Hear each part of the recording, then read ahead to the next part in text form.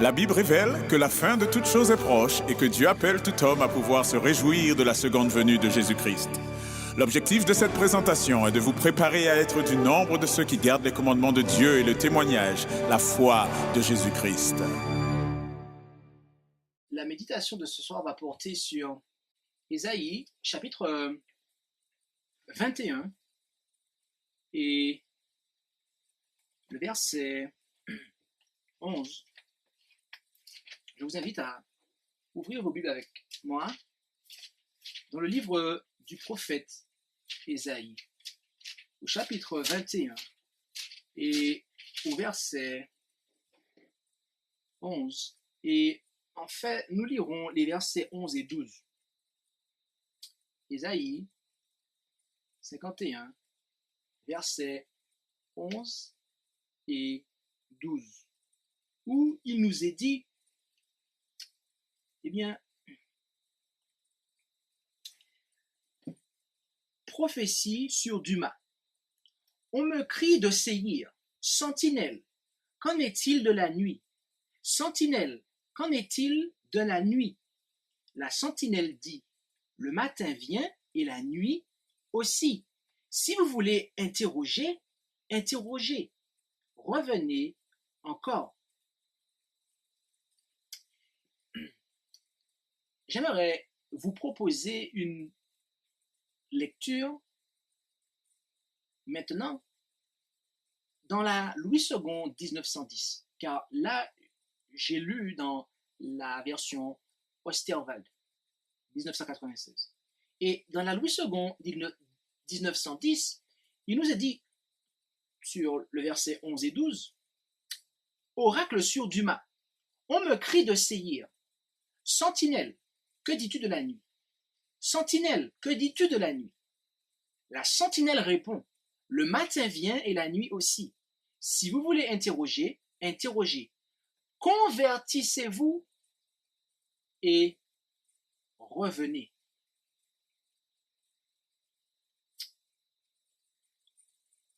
Analysons un instant ce verset, ou tout du moins commençons par analyser ces deux versets que nous avons pris le temps de lire dans deux versions différentes.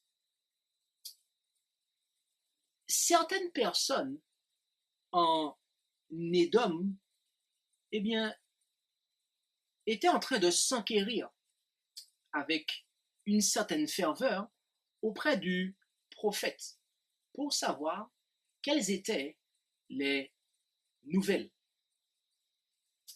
Et le moment, l'époque à laquelle ces personnes, eh bien, s'enquéraient, cherchaient auprès du prophète quelles étaient les nouvelles, eh bien, il s'agissait d'une heure, d'une époque de ténèbres et de danger. Et durant cette période de ténèbres et de danger, eh bien, ces personnes d'Édom, eh bien, étaient anxieuses de savoir quand est-ce que le matin allait venir, de sorte qu'ils puissent, eh bien, obtenir un soulagement de leur anxiété ainsi que de leur peur. Et à cela, la sentinelle répond la chose suivante. Le matin vient et la nuit aussi.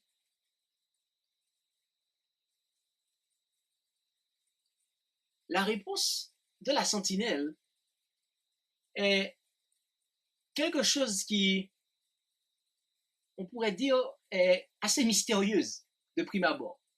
Cette sentinelle ne donne pas une réponse définie, précise, mais elle dit simplement que le matin peut venir, ou tout du moins que le matin pourra venir, mais que la nuit viendra également aussi.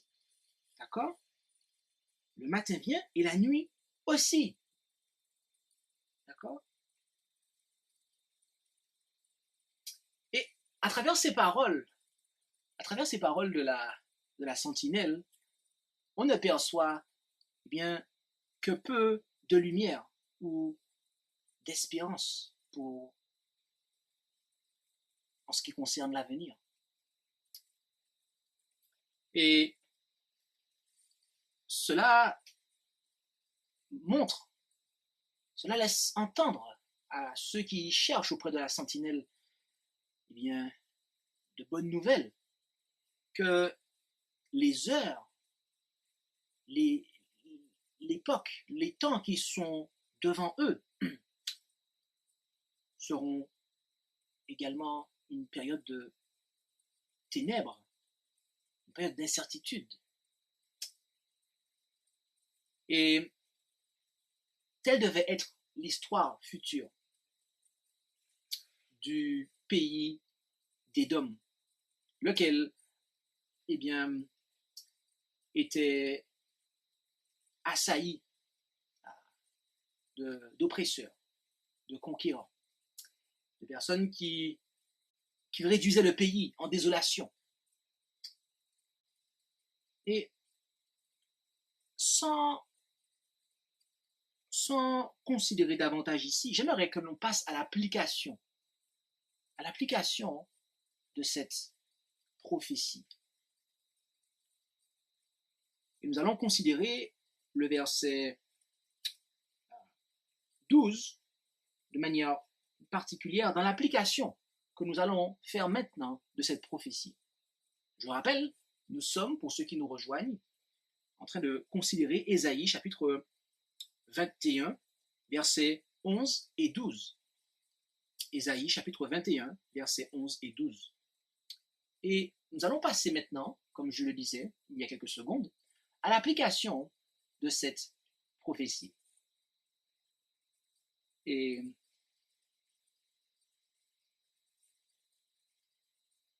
on demande à la sentinelle, « Sentinelle, que dis-tu de la nuit ?» Et remarquez que on demande cela à la sentinelle à 2 reprises. Sentinelle, que dis-tu de la nuit? Que dis-tu de la nuit? Comme nous l'avons déjà remarqué, cela est une preuve cela manifeste l'ardeur avec laquelle on désire savoir. D'accord? Et à cela, la sentinelle répond, le matin vient et la nuit aussi. Voyez-vous, mes amis, les sentinelles du Seigneur, les messagers, qui sont sous les murs de Sion aujourd'hui, car à l'époque, les sentinelles étaient postées sur la muraille et ils devaient observer et voir ce qui était en train d'arriver, de manière à avertir ceux qui étaient dans la ville. Eh bien, aujourd'hui encore, les sentinelles du Seigneur, les messagers du Seigneur, ceux qui doivent préparer le peuple, ceux qui doivent annoncer au peuple ce qui va advenir, eh bien, doivent être en mesure de fournir, d'apporter une réponse à ceux qui viennent auprès d'eux pour s'enquérir de la longueur des ténèbres qui sont sur cette terre. Mais également, ils doivent être en mesure de pouvoir dire quand est-ce qu'on va devoir et qu'on va pouvoir s'attendre au matin.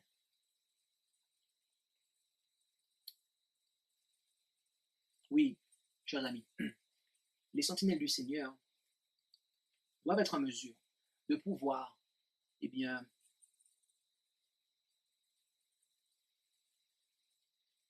apporter ces choses au peuple, de pouvoir révéler ces choses. Et le texte nous dit ce que les sentinelles doivent dire également. Si vous voulez interroger, nombreux sont ceux qui, bien souvent, se tournent vers des pasteurs, des anciens, des prédicateurs, bref, des personnes que l'on considère, que l'on doit considérer comme des sentinelles. Bien trop souvent, on se tourne vers des ministres de l'Évangile pour connaître le déroulement prophétique des événements. Et on veut savoir, on veut savoir. On veut savoir ce qu'il en sera des ténèbres. On veut savoir quand est-ce que cela va se terminer? Quels seront? Dis-nous, sentinelle, dis-nous.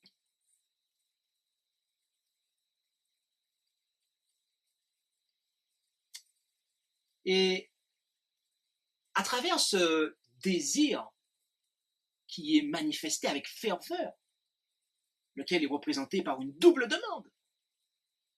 Qu'en est-il de la nuit, sentinelle? Qu'en est-il? Eh bien, à travers cela, les nombreuses personnes qui, bien souvent, agissent de la sorte, elles cherchent à être réconfortées. Elles cherchent à obtenir un réconfort. Car elles voient que les temps et les jours sont mauvais.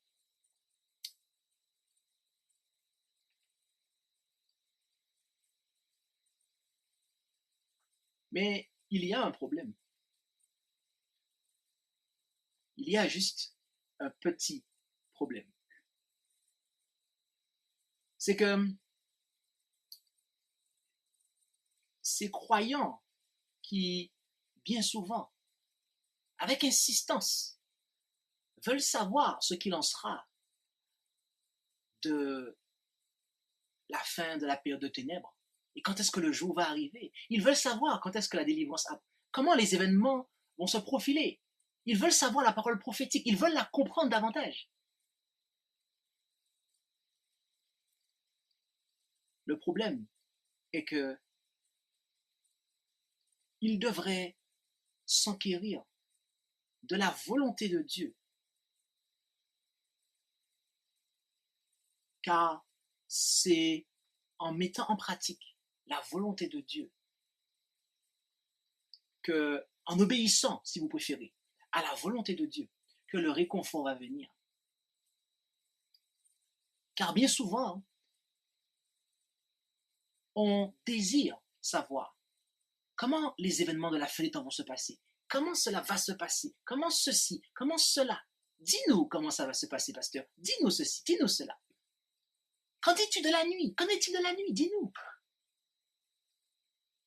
Bien souvent, c'est de la curiosité qu'il y a derrière. C'est de la curiosité. On est curieux de savoir. Et on aurait aimé avoir un réconfort. Mais bien souvent, on cherche le réconfort, mais on ne tient pas à faire la volonté de Dieu. Alors que c'est en faisant la volonté de Dieu qu'on va obtenir ce réconfort.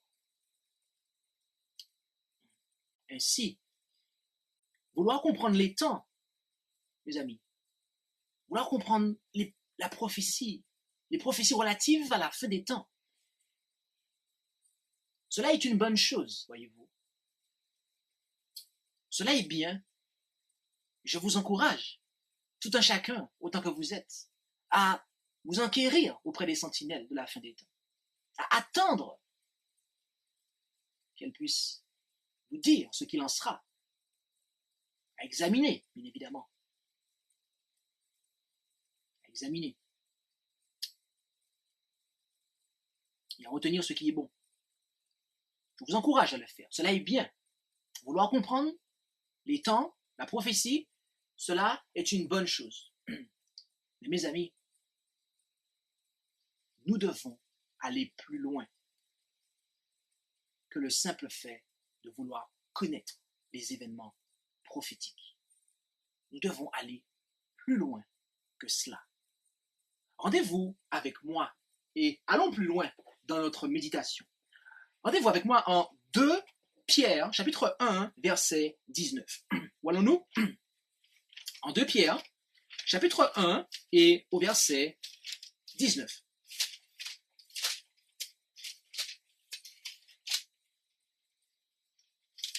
De Pierre, chapitre 1, verset 19, où il est dit, nous avons aussi la parole des prophètes, qui est très ferme, à laquelle vous faites bien de vous attacher, comme à une lampe qui brillait dans un lieu sombre, jusqu'à ce que le jour resplendît et que l'étoile du matin se leva dans vos cœurs. Voyez-vous, mes amis? Voilà la véritable lumière. Voilà la véritable lumière.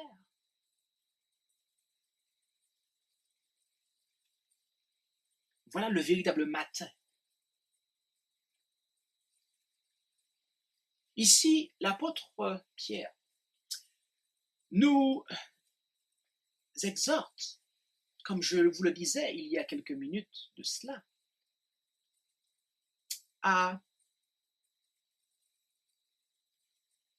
nous attacher avec fermeté à la parole prophétique, à la parole des prophètes qui est ferme, qui est certaine. Et il nous dit qu'on a raison de le faire. Et il nous dit pourquoi. Ou tout du moins, il va nous dire dans quel but on doit s'attacher, dans quelle finalité. Et bien souvent, on ne perçoit pas cela. La finalité, mes amis, de tenir ferme la parole prophétique, c'est afin que l'étoile du matin, et ici il est fait référence à Jésus, mes amis, c'est pour que l'étoile du matin se lève dans vos cœurs. Le matin que la sentinelle d'Éphésiens, chapitre 21, verset 12, annonce, le matin vient. C'est cela en fait. C'est oui, le matin il vient. Mais nous devons nous attacher comme il le faut à la parole prophétique et vouloir faire la volonté de Dieu, de sorte que l'étoile du matin qu'est Jésus puisse se lever dans nos cœurs. Autrement,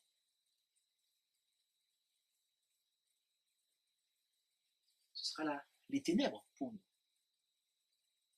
Car la sentinelle d'Ésaïe, chapitre 21, versets 11 et 12, elle dit une parole qui, en apparence, est mystérieuse, rappelez-vous. Elle dit quoi? Elle dit, le matin vient et la nuit aussi.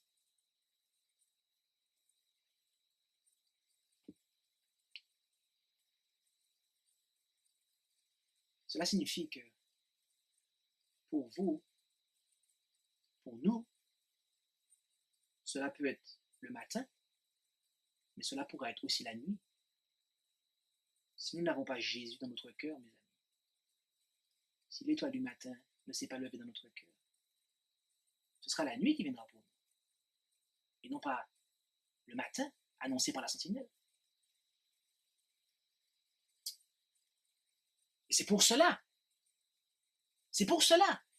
que la sentinelle sait qu'il peut y avoir deux issues à ces ténèbres, à cette période d'anxiété. C'est parce que la sentinelle sait qu'il peut y avoir ces deux issues qu'elle dit à la fin du verset 12 d'Ésaïe chapitre 21, dans la Louis II 21, je lirai, elle dit à la fin du verset, convertissez-vous et revenez. Ah. Mes amis, restez dans le péché. Autrement dit, ne pas chercher à mettre la volonté de Dieu en pratique. Eh bien, cela conduira à s'enliser dans les ténèbres.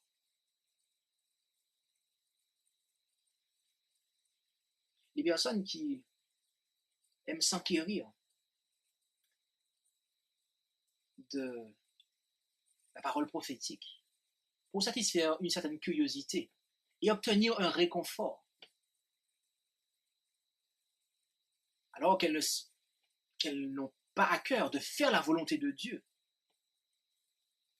eh bien, elles s'enliseront encore dans les ténèbres.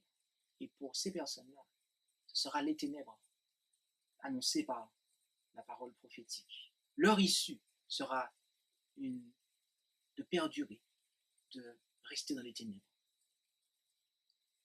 Et comme je le disais tout à l'heure, convertissez-vous.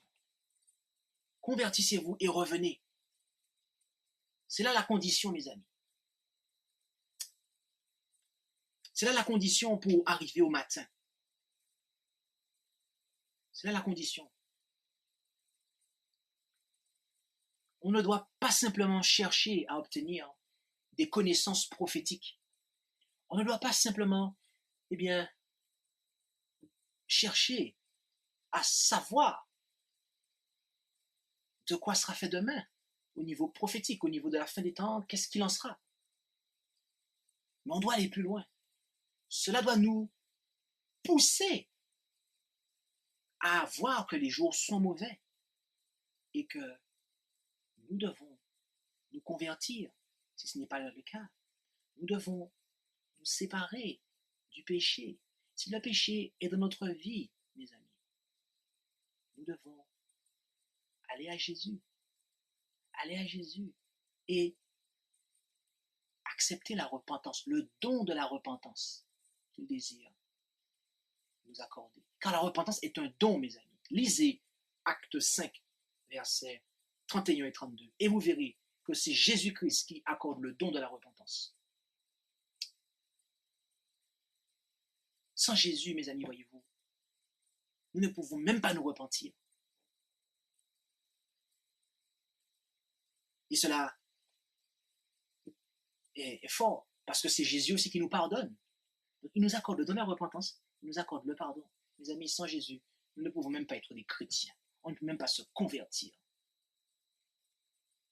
Donc, lorsque nous restons dans le péché, au final, qu'est-ce que cela signifie? Cela signifie tout simplement, très chers amis, que nous refusons ce que Jésus désire nous donner.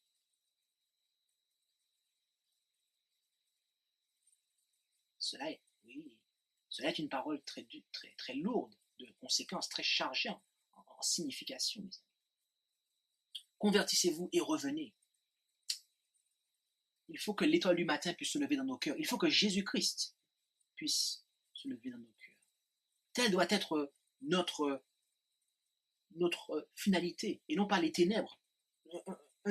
Un enlisement perpétuel dans les ténèbres. Non, mes amis. Ce n'est pas la volonté de Dieu pour nous. Par contre, il nous l'annonce. Il nous dit, le matin vient, la nuit aussi. Et le voile de ténèbres, mes amis, doit être enlevé. Considérons cela en 2 Corinthiens, chapitre 3, à partir du verset 12. Où allons-nous? En 2 Corinthiens, chapitre 3, et à partir du verset 12. 2 Corinthiens, chapitre 3, et à partir du verset 12. 2 Corinthiens, chapitre 3, et à partir du verset 12. Où il est dit, en 2 Corinthiens 3, verset 12, « Ayant donc une telle espérance, nous usons d'une grande liberté.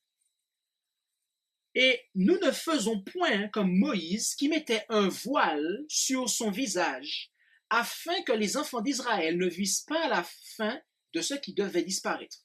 Mais leurs esprits ont été endurcis jusqu'à présent, car encore aujourd'hui, ce même voile demeure sous la lecture de l'Ancien Testament, sans être levé, parce qu'il n'est ôté que par Christ.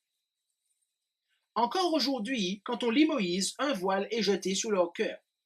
Mais quand ils se convertiront au Seigneur, le voile sera ôté.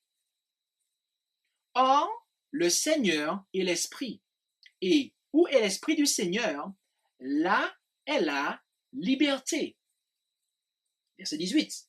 Ainsi, nous tous qui, le visage découvert, contemplons comme dans un miroir la gloire du Seigneur, nous sommes transformés à son image de gloire en gloire comme par l'Esprit du Seigneur. Et permettez-moi de continuer à lire jusqu'au verset 3 du chapitre suivant.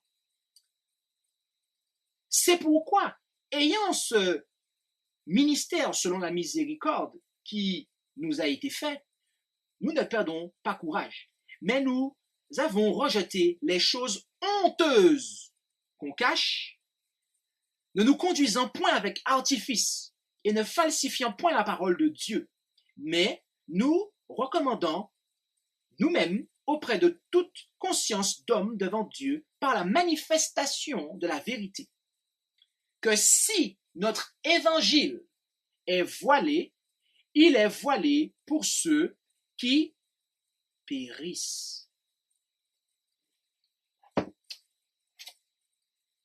Mes amis,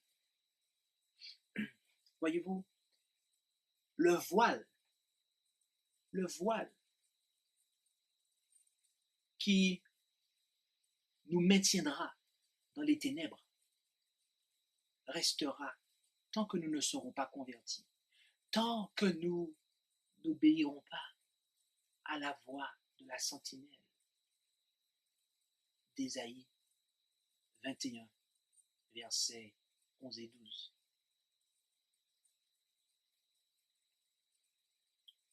Nous devons nous convertir. Nous devons, accepter l'œuvre de l'Esprit de Dieu, mes amis. L'œuvre de Christ, par son Esprit dans nos cœurs. Car le verset 17 nous dit quoi? Que le Seigneur est l'Esprit. Et où est l'Esprit du Seigneur? Là, il y a liberté. Mes amis, le Saint-Esprit est l'Esprit de Jésus-Christ.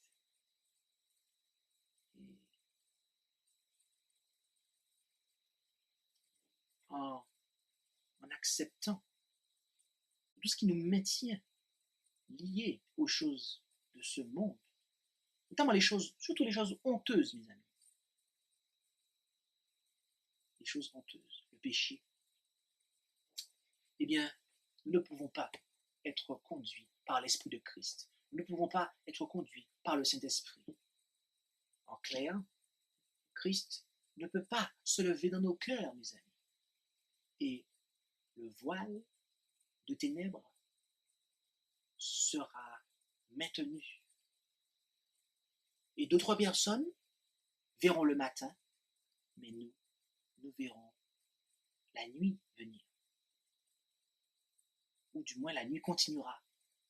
Nous ne verrons pas le matin glorieux.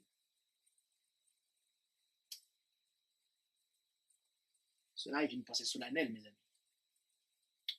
Nous parlons ici de choses qui sont très sérieuses.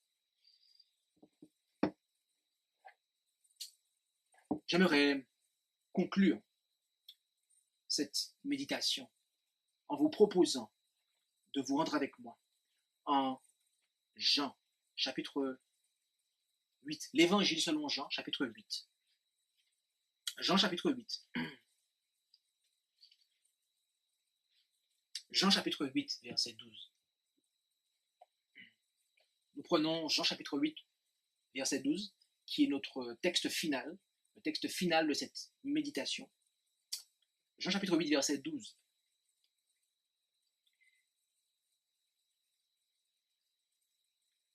Où il est dit, Jésus parla encore au peuple et dit, je suis la lumière du monde.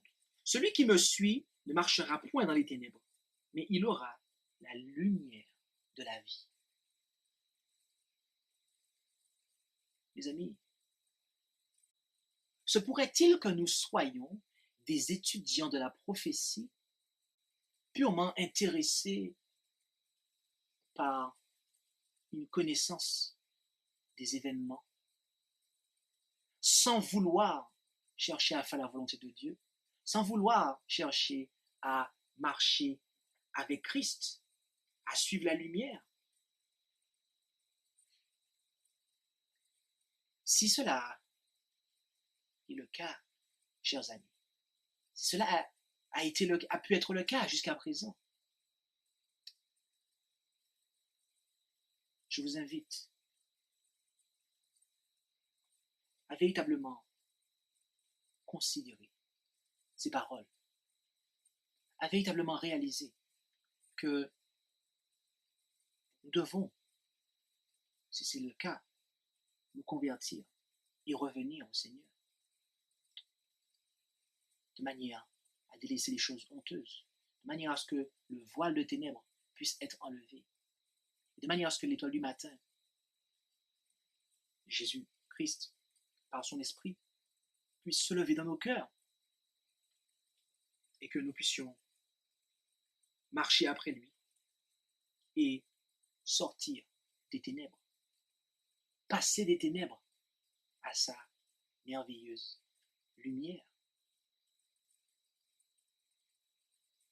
Voilà, mes amis, le genre d'étudiants de la prophétie que nous devrions être. Voilà le genre d'étudiants de la prophétie que nous devrions être. Trop souvent, on sépare la connaissance prophétique de la vie, de la piété chrétienne pratique. Trop souvent, cela arrive. Trop souvent, cela arrive. Trop souvent, on est comme sous l'effet d'une adrénaline spirituelle. On a envie d'adrénaline, de « Ah bon, il va se passer ça, il va se passer ça ». Mais en fait, on ne cherche pas vraiment à faire la volonté de Dieu au final. On a juste une curiosité que l'on veut satisfaire. Et on cherche peut-être du réconfort dans notre vie de péché. Mais pour nous, si on continue comme ça, encore une fois, chers amis, il n'y aura pas le matin qui viendra. C'est pour cela, je me répète, comme on dit, l'art de l'apprentissage, c'est la répétition. Nous devons, très chers amis, suivre la parole. Le matin vient et la nuit aussi. Si vous voulez interroger, interrogez. Convertissez-vous et revenez.